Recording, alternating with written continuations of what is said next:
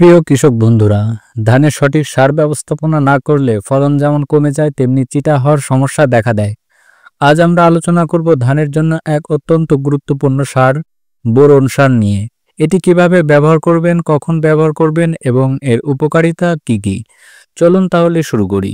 তার আগে বলবো, যারা কৃষক সেবা চ্যানেল দেখছেন তারা অবশ্যই চ্যানেলটা সাবস্ক্রাইব করবেন এবং পাশে থাকা বেল আইকনটি বাজিয়ে দিবেন।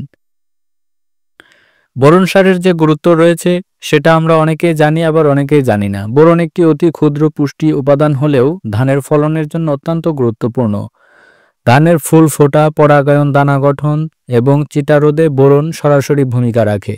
আমরা যদি সঠিক নিয়মে বোরন প্রয়োগ করি তাহলে ধানের ফুল যেমন ভালো হবে, পরাগায়ন ঠিক থাকবে এবং দানা গঠন এবং চিটা রোধে সরাসরি ভূমিকা রাখবে এই বোরন সার। জমিতে বোরনের ঘাটতি হলে ধানের শীষ সাদা হয়ে যায়, দানার ভেতরে পুষ্টি জমে না এবং চিটা বেড়ে যায়। আমরা যারা ধান চাষ করি তারা কিন্তু মাজরার জন্য অনেক কীটনাশক প্রয়োগ করি, আবার অনেক সময় কিন্তু মাজরা জন্য এমন হয় না, এমনটা কিন্তু বোরন সারের অভাবে হয়ে থাকে। যেমন সাদা শীষ বের হয়, ধানের চিটা হয়, এটা কিন্তু বোরনের অভাবেও ঘটে থাকে। তাই আমাদের সঠিক নিয়মে, সঠিক পরিমাণে, সঠিক সময় বোরন সার স্প্রে করতে হবে এবং সারের সঙ্গে মিশিয়ে ছিটিয়ে ব্যবহার করতে হবে। মাটিতে বোরন প্রয়োগ আমরা কিভাবে করব? প্রতি বিঘা জমিতে 1.5 থেকে 2 কেজি বোরন সার প্রয়োগ করা হয়। বোরন সার, ইউরিয়া, টিএসপি, ডিএপি এই সকল সারের সাথে মিশিয়ে জমি শেষ চাষের সময় ছিটিয়ে দিয়ে মই দিয়ে আমরা ধান রোপণ করতে পারি। তাহলে কিন্তু বোরন সারের কাজটা বেশি ভালো করে। এতে গাছের শেকড় ধীরে ধীরে বোরন শোষণ করতে পারে এবং গাছ দীর্ঘমেয়াদী পুষ্টি যোগান নিশ্চিত করতে পারে। আর আমরা যদি মাটিতে ছিটিয়ে ব্যবহার না করতে পারি তাহলে অবশ্যই আমরা গাছের ওপরে স্প্রে করার মাধ্যমে কিন্তু বোরনের ঘাটতি পূরণ করতে পারি।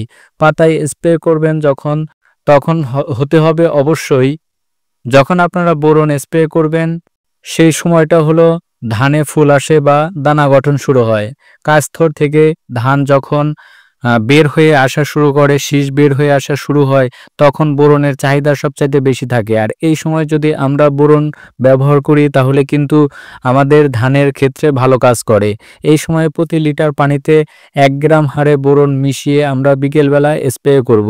আর এই সময় অবশ্যই আপনাকে মাথায় রাখতে হবে যে বোরন সারের সঙ্গে অন্যান্য কীটনাশক কিংবা ছত্রাকনাশক ব্যবহার করা যাবে না, কারণ মাত্র ধান বের হচ্ছে, শীষ বের হয়ে আসছে ভেতর থেকে। আর এই সময় যদি আমরা কোনো ছত্রাকনাশক বা কোনো কীটনাশক প্রয়োগ করি তাহলে কিন্তু আমাদের লাভের থেকে ক্ষতির পরিমাণই বেশি হবে।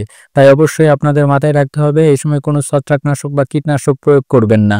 এই সময় শুধু আপনারা বোরন প্রয়োগ করবেন। এটা প্রয়োগ করলে আপনাদের যে ধানের শীষ সেটা বড় হবে এবং ভিতরে দানা গঠন ঠিকঠাক থাকবে এবং চিটা হওয়ার যে সম্ভাবনা থাকে সেটা কম হবে এবং ধানের পরাগায়ন ঠিকঠাক হবে।